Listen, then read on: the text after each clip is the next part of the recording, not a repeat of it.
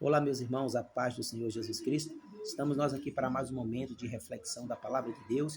O meu objetivo nesta noite, como sempre, é que nós nos agarremos com a palavra do Senhor, confiemos nela e mantenhamos a nossa confiança e esperança no Senhor Jesus Cristo. E que guardemos suas promessas, porque ela não falha, em nome de Jesus. A mensagem que nós vamos refletir hoje está lá em Apocalipse, capítulo 2, versículo de número 17, que diz assim: Quem tem ouvido, ouça o que o Espírito diz às igrejas. Ao que vencer, darei a comer do maná escondido, e dar-lhe-ei uma pedra branca, e na pedra um novo nome escrito, o qual ninguém conhece, senão aquele que o recebe. Amém? Aplique Deus esta palavra nos nossos corações. Hoje eu vou me deter sobre explicar o texto, aplicar o texto e concluir, tá bom? Isso também aqui é pregado de uma forma expositiva, querido. Meus amados e minhas amadas, o livro de Apocalipse, no hebraico, os irmãos vão entender aqui, que o Novo Testamento, ele é escrito no grego.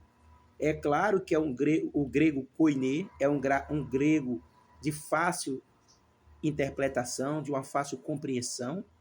Não é o grego original, o grego onde as pessoas têm dificuldade, né, para buscar o conhecimento. Então, a Bíblia foi escrita no grego koiné, né? E no hebraico, ela foi transferida do hebraico para o grego, né? E no hebraico, a palavra apocalipse significa razão, que significa revelação.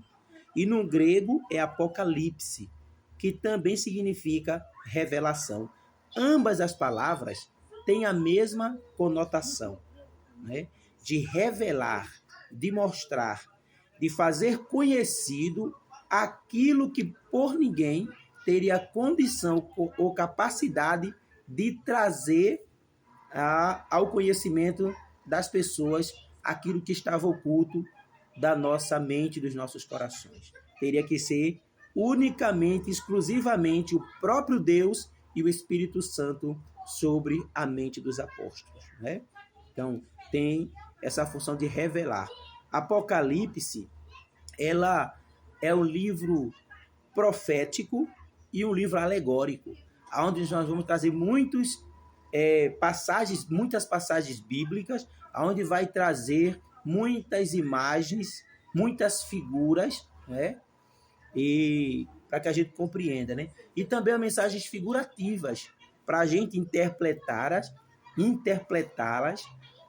aos olhos das Escrituras, pelas Escrituras, né?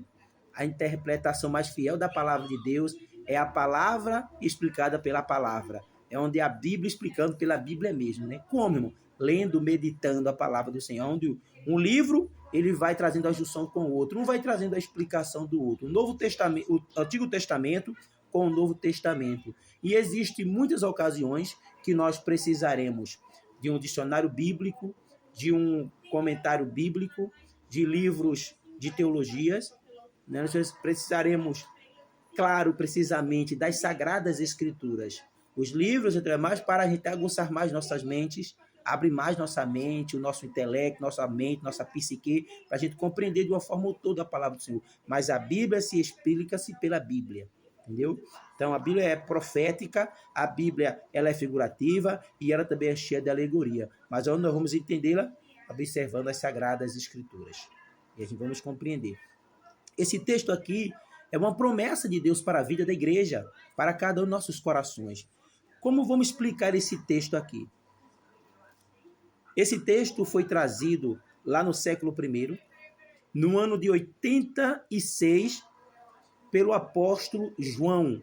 João no hebraico significa Yohanami, que quer dizer Deus concede graça. João estava preso na ilha de Pátimo e ali naquela prisão, naquela ilha, o Espírito Santo arrebata João Espírito e revela as coisas que iriam acontecer. Você viu no capítulo 1. E quando termina a revelação, Deus disse: escreve o que viste e envia às 7 igrejas da Ásia.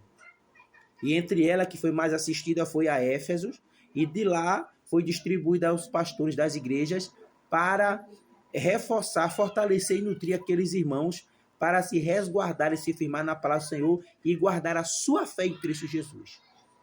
E ali, quando João sai da ilha de Patmos, que termina a perseguição, ele vai terminar sua jornada lá na igreja de Éfeso, cuidando dos irmãos. Claro que eu acredito que Jesus falou que a igreja de Éfeso é uma igreja que, como está cheia, é uma igreja dogmática, é uma igreja ortodoxa, é uma igreja cheia do conhecimento, cheia da palavra, ou seja, a igreja é uma igreja doutrinária, é uma igreja que tem conhecimento na palavra do Senhor, mas tinha algo contra ela, que ela parou seu primeiro amor. A paixão, o prazer de cuidar dos irmãos, o prazer de fazer o bem, de agir com amor, com a graça, com a misericórdia, aquelas ações lá em Cristo Jesus, a igreja, com o passar do tempo, esqueceu, tornou mais uma igreja doutrinária e ortodoxa e esqueceram da palavra do Senhor, esqueceram da prática do amor. E aí por isso que João vai para lá. Eu acredito, por isso que João vai para lá trazer aquele negócio, porque João, veja como ele fala em 1 João, João, o profeta do amor, o evangelista da graça, o evangelista do amor, e ele vai lá cuidar desses irmãos, entendeu? Então, ele vai trazer essa revelação no livro de Apocalipse, dizendo o seguinte, querido, nós vamos compreender aqui sobre o maná aplicando para as igrejas, porque antigamente, quando o povo saiu do Egito, Deus cuidou do povo alimentando com o quê? Com o maná no deserto. Maná é o pão sem fermento que Deus mandou trazer dos céus, desceu do céu para alimentar os hebreus. E com o passar do tempo, o maná hoje, aplicando para as nossas vidas de uma forma interpretativa, é a palavra do Senhor. Esse hoje é o nosso alimento espiritual. E quando chegarmos na eternidade, será o nosso alimento espiritual, que não é da terra, é dos céus. E aqui na terra que você está comendo hoje é a palavra do Senhor. Os cristãos precisam ser alimentados, precisam ser fortalecidos, precisam ser doutrinados, ensinados através da palavra do Senhor, as escrituras sagradas. Esse é o alimento principal da igreja.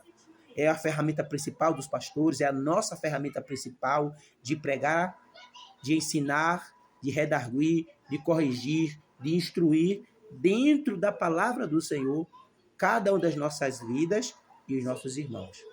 Nós cuidamos da igreja com base na palavra do Senhor. Então, o maná hoje é a palavra de Deus.